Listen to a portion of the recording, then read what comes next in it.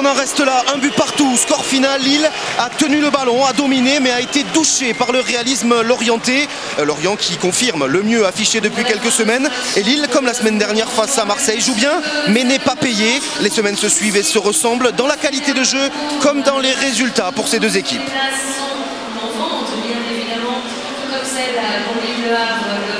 C'est un petit peu la synthèse de cette rencontre. Oui. Lille a plutôt bien joué, mais a eu du mal à être réaliste finalement. Lille a surtout bien joué en la première demi-heure, vraiment en mettant beaucoup de rythme, en animant bien les couloirs et en amenant beaucoup de situations devant le but. Malheureusement, dans ce temps fort, ils n'ont marqué qu'un but et ils ont permis à Lorient de toujours espérer. Et petit à petit, Lorient a desserré un petit peu l'étreinte lilloise et a su profiter d'un contre pour marquer un but. Et en deuxième mi-temps, le jeu s'est beaucoup plus équilibré et ce match nul finalement est logique. Et Rudy Garcia avec Philippe Lefebvre. Qu'est-ce qu'on peut dire après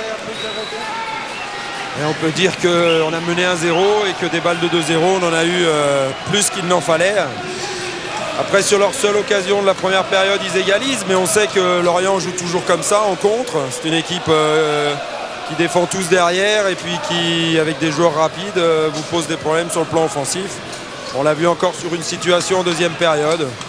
Donc notre souci ce soir, c'était ça, c'était de se mettre à l'abri d'un retour de Lorient, ce qu'on n'a pas su faire. On n'est pas assez efficace devant, je pense. Il n'y a pas un peu de frustration, Rudy, parce que vous faites des bons matchs, vous avez le jeu. Je veux le dire, on vous l'a régalé, comme j'ai dit tout à l'heure à un de vos joueurs. Et puis finalement, au niveau d'efficacité, ça fait toujours match nul. Exactement, c'est une bonne analyse. Bien joué, c'est bien, parce que ça permet de nous procurer des occasions.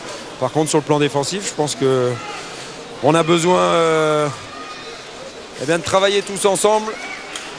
Sur la durée du match, c'est peut-être ce qui nous manque. Et puis sur le plan offensif, il nous faut trop d'occasions pour marquer des buts. Merci Rudy, merci beaucoup.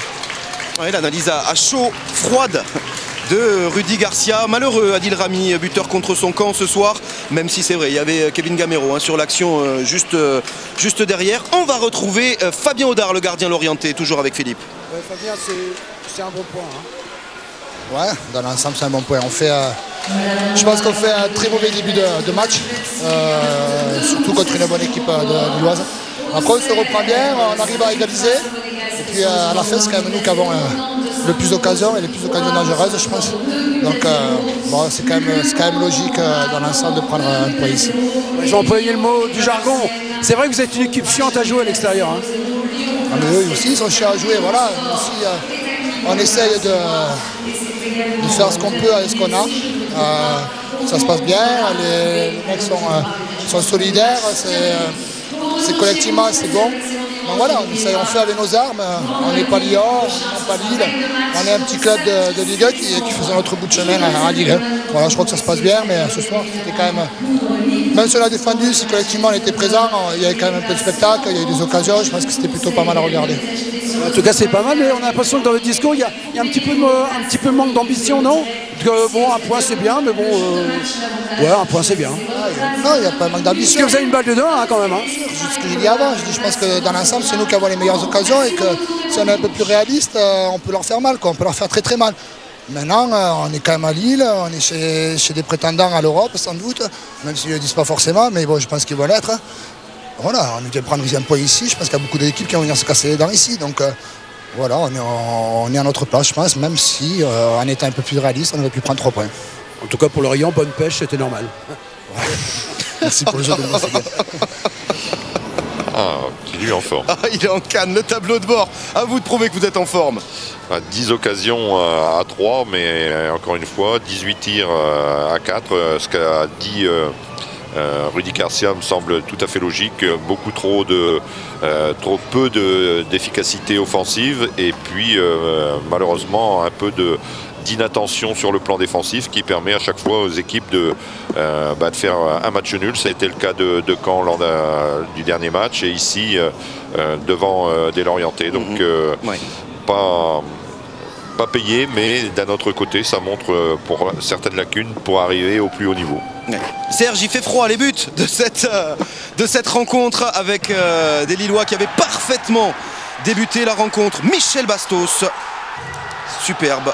au terme de cette action, cette super déviation là aussi de très belle déviation acrobatique et cette frappe coup du pied vraiment imparable. Ouais, Lille, on l'a dit, a dominé copieusement cette première période et s'est fait prendre en contre par les Lorientais avec ce débordement de Jérémy Morel poussé dans ses propres filets par Adil Rami. On voit là que Mathieu Debuchy ne peut pas intervenir compte tenu du carton qu'il avait et donc qui a permis à Jérémy Morel de pouvoir centrer. Que s'est-il passé ce soir sur les terrains de Ligue 1? Eh bien, Serge Bergli va avoir la réponse. Ah ben on va avoir Christian Gourcuff d'abord avec Philippe Lefebvre.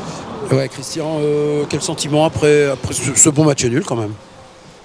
Oui, la satisfaction d'être revenu surtout dans la partie parce qu'on a eu une première demi-heure très très difficile pour pas dire plus et bon, on a frôlé la catastrophe et après quand on a réussi à tenir le ballon, à le reprendre en tout cas, on a montré des choses intéressantes, une deuxième mi-temps qui était beaucoup plus aboutie avec même des grosses occasions, donc peut-être des regrets de ne pas être rentré dans la partie comme il aurait fallu, mais aussi la satisfaction quand même d'avoir en deuxième mi-temps, en tout cas après l'égalisation, à leur avoir posé des problèmes dans la circulation du ballon.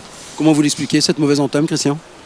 Il mettait beaucoup d'intensité dans le pressing, donc on n'arrivait pas, on était beaucoup trop timoré et donc une incapacité à reprendre le ballon. On était constamment sous pression et à partir du moment où on a réussi à ressortir le ballon sur les premières relances, à éliminer déjà un premier rideau. Là on a fait valoir notre maîtrise collective. Mais pour ça il faut aussi être capable de prendre le ballon, ce qu'on était. Et sur la première demi-heure, c'était très très difficile. Des points à Saint-Etienne, des points à Marseille, victoire.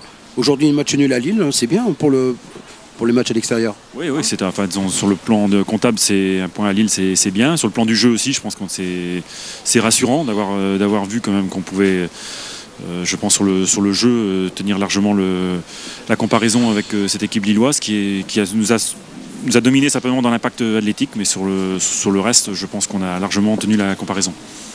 Merci Christian, j'allais dire merci Johan, merci Christian.